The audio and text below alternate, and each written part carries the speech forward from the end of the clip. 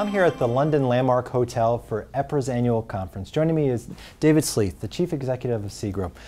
David, how are the first few months as the Chief Executive of the company going for you, and has it been what you expected? Yeah, thanks, Matt. Well, it's been a very interesting few months. Obviously, I know the business very well. I've been with the company for 6 years, most of those as the CFO. And it is a different job, though, being the CEO. And so one of the things I've been doing over the last few months is taking a good look at the company, looking at our properties, talking to our customers, talking to our people on the ground, and really getting a good feel for the for what the business is and where we can take it going forwards. And in terms of my main focus, it's been very much around operational delivery. That's what the first period has been about, and we announced our half-year results last week, which were very encouraging, with earnings up 10% at the profit before tax level and 8% at the earnings per share level. And that was on the back of a real focus on leasing, customer and asset management, cost control, and building the development pipeline. And we made good progress in all of those areas. So it's been a good few months and a good start, and I'm enjoying it so far.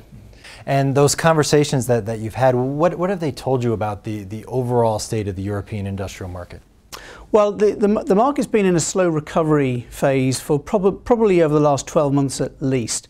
We've seen some pockets of encouraging activity in certain geographies and certain sectors. So for us, the bulk of our portfolio in the UK is 92% of it, in fact, is in London and the south of the country, which is the strongest economic zone. We've seen a number of sectors growing their space requirements. We've seen retailers, fashion retailers and food retailers in particular. We've seen some of the technology industries like data center operators requiring more space.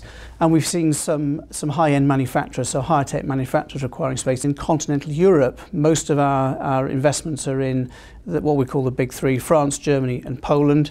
France has been really about Paris for us. That's where most of our assets are concentrated. It's a similar story to London, different economy to the rest of the country. So it's been recovering reasonably well. Germany's been a strong story on the back of the manufacturing base that they have there, largely exporting, of course, to Asia and the East.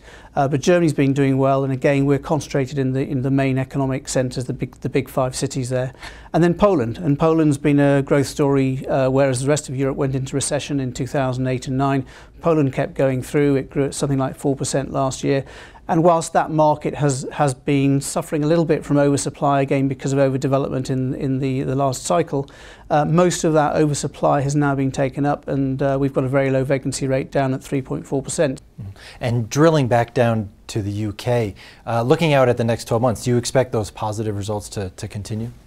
Well, I think we're going to see a continuation of steady growth. I wouldn't be at all surprised if the most recent events in the US and in the Eurozone and potential signs of slowdown in Asia too have some impact on demand. Over the last 2 years, whilst we've seen a gradual recovery, when there has been some kind of external shock event, it's tended to slow down new inquiries and even the completion of letting deals that have been in the pipeline for a month or two. But nonetheless, the overall trend has been a gradual recovery, and I think that will continue because there isn't a lot of new space available. There are very few people doing any development, and where they are, it's almost entirely pre-let development in terms of industrial space.